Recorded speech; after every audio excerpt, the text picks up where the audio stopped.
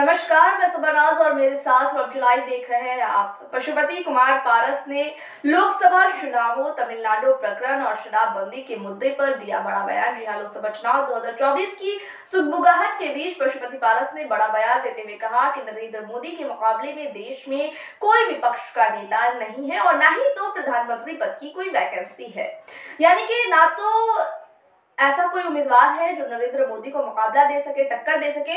और टक्कर की तो बात ही छोड़ दीजिए, जिस पद की टक्कर की बात हो रही है वो पद खाली ही नहीं है, क्योंकि 2024 में फिर 2/3 बहुमत से केंद्र में एनडीए की सरकार बनेगी और नरेंद्र मोदी तीसरी बार देश के प्रधानमंत्री बनेंगे। ये मैं नहीं कह रही हूँ, बल्कि पशुपति पारस कह रहे हैं। पशुपति पारस ने साफ साफ कहा है कि जनता एक बार फिर नरेंद्र मोदी को प्रधानमंत्री बनाने के लिए दृढ़ संकल्प ले चुकी है। ऐसे में विरोधियों की उम्मीदों को एक बार फिर जोर का झटका लगेगा। इस दौरान पशुपति पारस ने नीतीश कुमार की शराबबंदी पर जमकर प्रहार किया है। उन्होंने कहा है कि शराबबंदी के पक्ष में हम भी हैं, यानी कि शराबबंदी जो लागू की गई उसका समर्थन हम भी करते हैं, लेकिन यहाँ की व्यवस्था गलत है।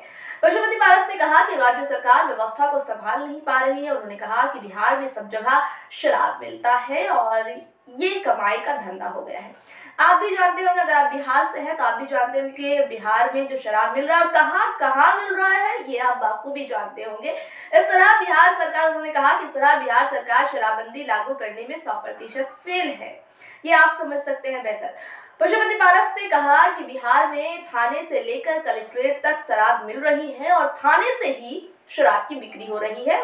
ये बड़ा आरोप। उन्होंने कहा कि जब बिहार में शराबबंदी है तो शराब आ कहां से रही है, ये बड़ा सवाल है।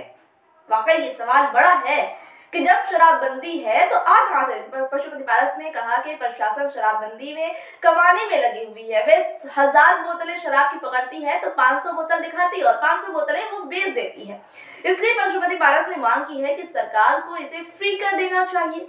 इसके आगे उन्होंने ताड़ी पर भी बड़ा बयान देते हुए कहा कि यदि सरकार और प्रशासन से ये संभल नहीं रहा है तो वे ताड़ी और दारू दोनों को फ्री कर दे।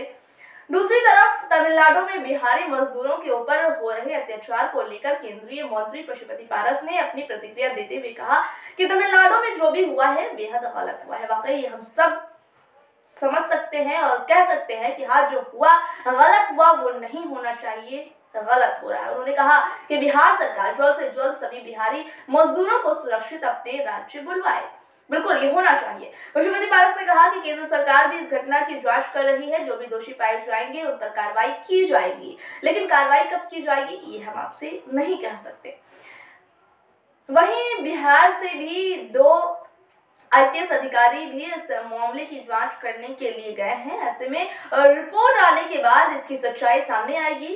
इस तरह पशुपति पारस ने लोकसभा चुनाव, तमिलनाडु प्रकरण और शराबबंदी पर तीखी प्रतिक्रिया दी है। वैसे आप पशुपति पारस की इस प्रतिक्रिया से कितने सहमत हैं और इस पर क्या कहना चाहेंगे, ये अपनी राय हमारे कमेंट्स बॉक्स में जरूर दें, क्योंकि फिलहाल तो ये रिपोर्ट यहीं तक थी। इस तरह की रिपोर्ट के साथ फिर होगी आपसे मुलाकात। दीजिए इजाजत, नमस्कार।